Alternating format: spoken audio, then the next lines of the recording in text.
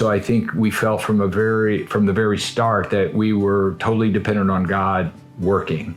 And we were blessed with, a really dynamic church planter in Dave Smith.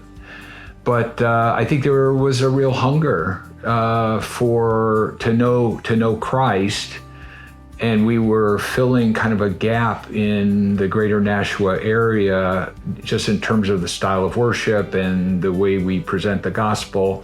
And I think God used that to bring a lot of people to Crossway.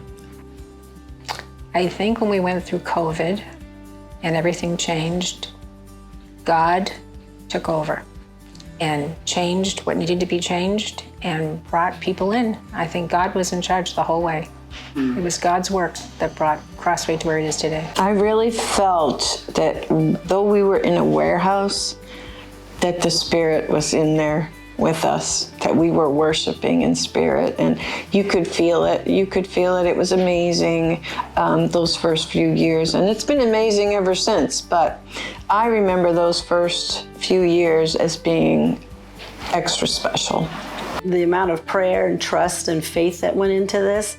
I remember sitting with Nancy Smith months before it opened, and I just thought, what is God doing?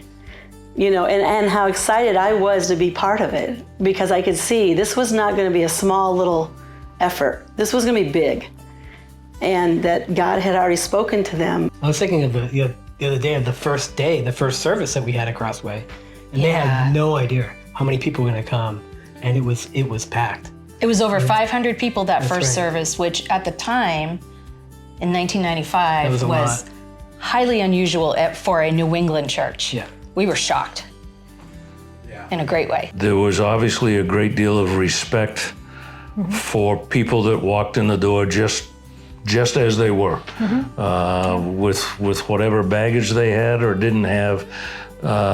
Nobody made any judgments, and that hasn't changed in 30 years with 3 different ministers. Well, I had been searching for churches. I was kind of getting discouraged. I didn't really find any of them very welcoming or warm. And then the postcards came in the mail for Crossway. It was real life, real people, real church, real love, I think, or real God. I saw those postcards and I started to get excited to visit. It just feels like home to me. I've got to know a lot of people. My faith has really grown. I was baptized here. I've attended quite a few small Bible studies, and it's just become my community. When we first built this campus here at the Pond, it was a big leap of faith, and it was, certainly, a lot of money that we needed to come up with it, and we really didn't know, would we be able to come up with the funds? And we did. It was amazing just to watch how God made it fall into place. And, obviously it was a lot of hard work, but it was definitely a big God moment. Dave Smith was here. He made a decision to leave.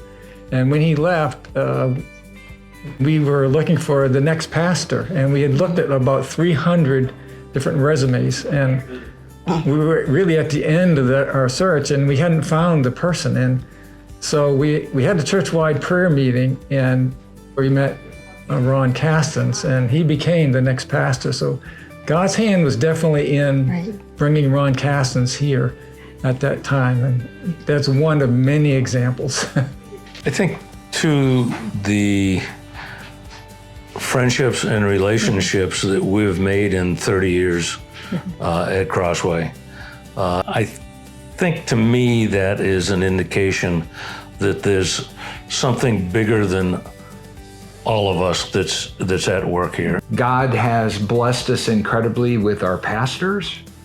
And so I've told other people this before, when Dave Smith left, I thought, how will we ever find somebody who would be as good a pastor as Dave Smith? And then God sent us Ron Castens. And then when Ron left, I had that same thought. And God went a step above and brought us Dave. And so I'd say, it's been wonderful to have such wonderful lead pastors here the entire time. I would say unequivocally, this staff right now is the best staff we've ever had. It's a family, and it's obvious it's a family, and you all care about each other and care about us. And I think that's very important when the leadership cares. Everyone knows, and you care about everybody else that comes through the doors. And it really shows. It really shows. As Crossway continues to express the love of Christ, it's no surprise to see so many people coming because they're also looking for that relationship with Jesus. He makes such a difference. So the hope is that continues and people continue to come here to find a relationship with Jesus Christ. I hope that more people in Crossway experience mission trips. We have so many options for mission trips. You can go in country, you can go out of country.